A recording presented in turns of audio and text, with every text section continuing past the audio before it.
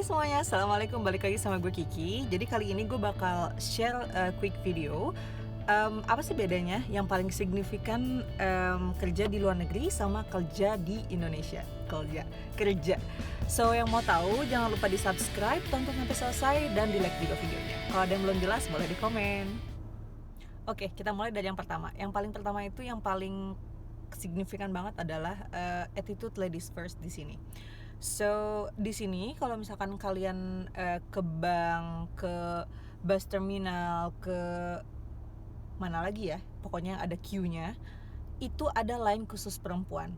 Unfortunately kalau anak-anak ke Indonesia nih, kalau kita berangkat satu grup gitu ya, terus ada ceweknya berapa orang, bukannya ladies first tapi ladies yang disuruh ngantri, karena kalau antrian cowok tuh biasanya panjang banget dan kalau cewek itu sedikit gitu. Jadi kalau di sini sebenarnya ladies first banget tuh, itu jadi kayak apa ya, udah kayak kebiasaan aja gitu.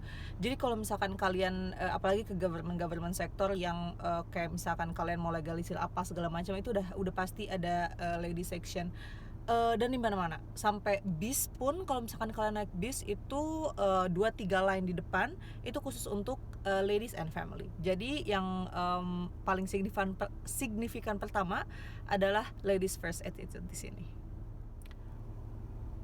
Oke, masuk ke yang kedua adalah di jam kerja. Kalau di Indonesia gue inget banget ya, gue pernah 2 kali kerja di Indonesia di 2 tempat yang berbeda. Jadi kalau misalkan kalian masuk itu biasanya suka disuruh beberapa puluh menit lebih awal dari jam kerja, bener nggak? Jadi kayak misalkan kalian masuk jam 2 nih, kalian 1:30 udah harus di tempat, kayak gitu kan. Nah terus kalau pulang juga nggak boleh tenggo. Jadi kalau pulang itu kalian kayak harus extend ya at least 10 menitan gitu baru kalian boleh pulang gitu kan. Nah kalau di sini tuh beda. Kalau di sini itu kalian masuk jam 2 di desk kalian. Kalian masuk jam 3 ya jam 3. Jadi kita nggak ada yang namanya datang lebih awal pulang lebih telat, itu nggak ada, semuanya on time. Terus selanjutnya bulan Ramadan buat muslim yang di Indonesia, setahu gue kerjanya biasa, normal aja. Mungkin ada yang bukan di extend, apa sih namanya, di perlambat jam masuknya, instead of pagi-pagi misalkan kayak 2-3 jam lebih telat apa gimana. Tapi in the end kalian kerja normal. Tapi kalau di sini itu untuk muslim dia kerja cuma 6 jam. Enak kan? Jadi untuk yang muslim kerja cuma 6 jam, terus udah gitu udah pulang. Dan itu berlaku untuk semua GCC country.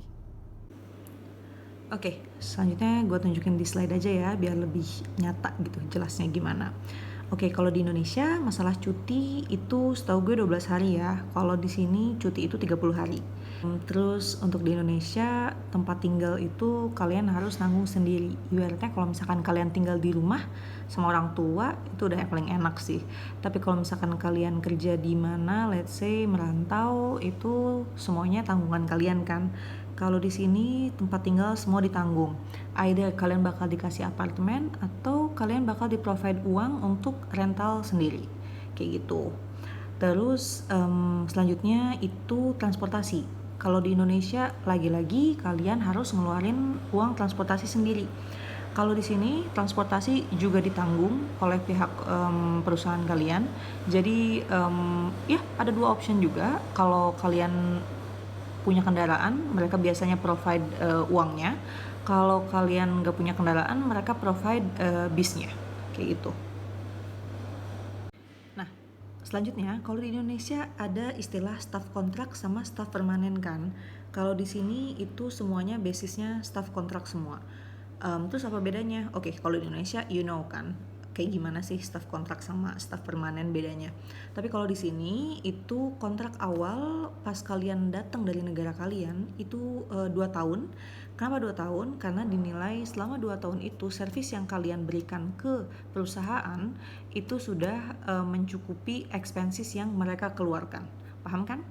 Nah, kalau misalkan kurang dari 2 tahun kalian sudah resign, kalian harus membayar denda, semacam denda sih ya kayak gitu. Jadi si dendanya itu apa? Dendanya itu adalah expenses yang menurut mereka dikeluarkan ketika membawa kalian dari negara kalian. So kalau misalkan udah lewat 2 tahun itu udah nggak bakal ada yang namanya denda lagi kayak gitu.